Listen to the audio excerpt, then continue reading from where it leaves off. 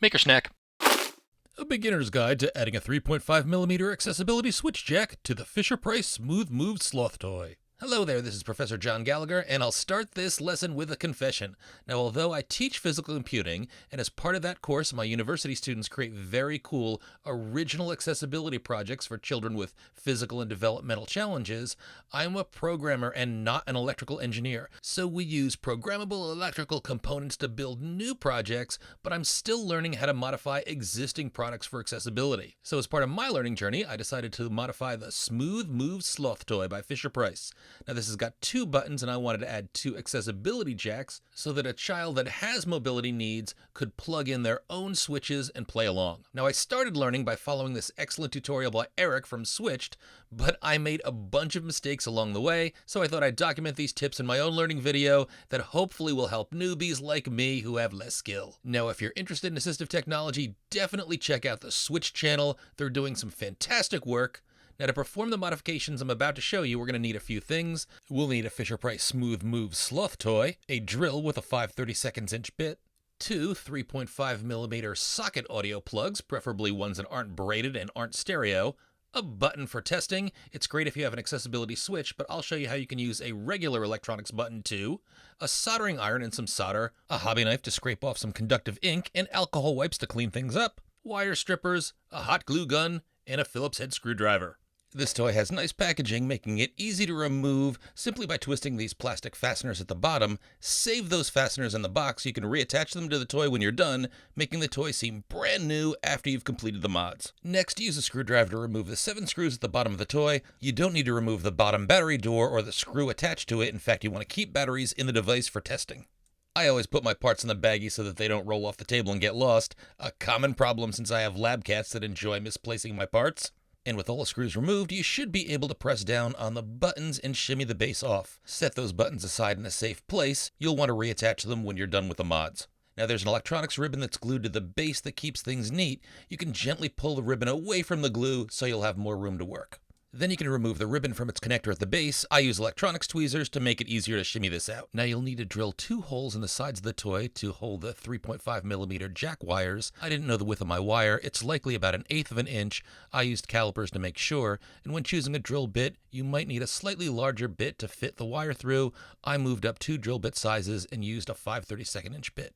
I positioned my drill holes just under the first bump in the Sloth base. These same 3 bumps are on each side. Just be sure to check the backside of your drill spot to make sure that you're not going to drill through something important on the inside of the toy. Now here's a tip. I definitely avoid 3.5mm wires with braided sheathing. This bunches up when you try to feed it through the holes, and it doesn't really offer that much additional protection. The sheathing also frays and it gets in the way when you try to strip wires and solder.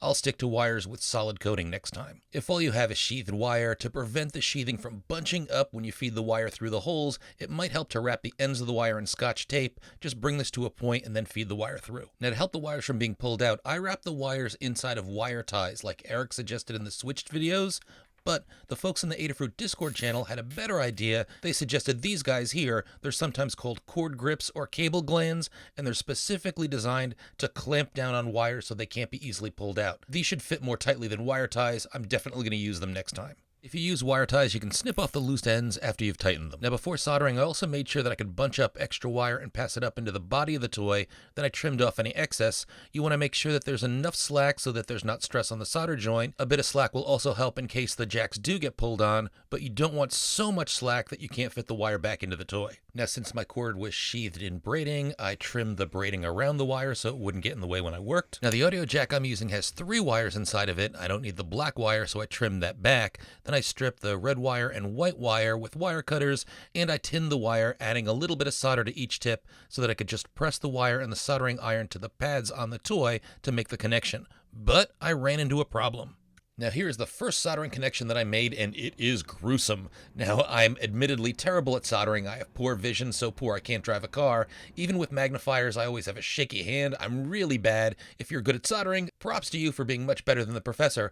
But my soldering isn't so bad that it should look like this. Now I hacked away at this for quite a bit, then realized something must be up. I checked on the Adafruit Discord forum and got some advice. This was easy to overlook since my PhD is in information systems, not electronics engineering. engineering, but a very kind and skilled Discord user said, hey, those black lines over the contacts, that's conductive ink. It's not easy to solder over. Use a hobby knife to scrape off the black conductive ink. You should see a metal copper connection underneath that. Wipe it off with an alcohol wipe, then you can solder the tinned wire to each side of these pads. Now, I'm so sorry I didn't get good video of these steps, but to point out what you're soldering, you'll see 2 half circles on either side of the circuit board. Hopefully you were able to scrape off the conductive ink so that you see metal beneath, not the black that you're seeing here, but you want to solder 1 wire to each of the half circles. Now, don't let any part of the wire or solder touch the other half circle. If the 2 sides touch, then your toy either won't work or it will constantly go off and the switch won't work. Now, we're going to be connecting this to a button. Buttons don't have any polarity, so it shouldn't matter which wire goes to which side, but if you want to mimic what I've done here, I put the white wire on the outside and the red wire on the inside. Now, I've taken this ribbon wire coming from the toy's body and plugged it back into the connector on the circuit board base. Then I turned on the toy and tried out the button on each connection. Now, I have some accessibility switches at work, but I'm filming this video from home, so I simply rigged up a button with the pin end attached to a 3.5mm jack. I just stripped the 2 red and white wires and alligator clipped them to the 2 legs of the button. Just make sure those clips never touch, otherwise your button will go off. Then plug this into the socket that I just attached. With the toy turned on, pressing the button should trigger the toy. What's up? Let's sing. Yep, that works. Try the other side. ABC 1, 2, 3. Time to play and learn with me. Also works great. Now, before closing this up, let me point out that you'll also see some other things that I've done. I've put some hot glue over the solder connection on the circuit board to add some additional strength to the solder joint, but even more importantly, I hot glued the wire up here to the empty area of the base, and this is going to provide some stress relief for that solder joint so that the joints themselves won't get jostled if the wire is pulled. You definitely want to do that since solder joints aren't very strong. And with everything working, we're ready to fit the base back into the toy. Make sure you add your buttons back in here too. Orange ABC goes on the right side, the green 1, 2, 3 goes on the left, but these buttons aren't going to work. From now on, you've got to use external buttons that are attached to the 3.5mm jacks that you just installed. Reattach our screws. We'll try things out once more to make sure things are working. Music time.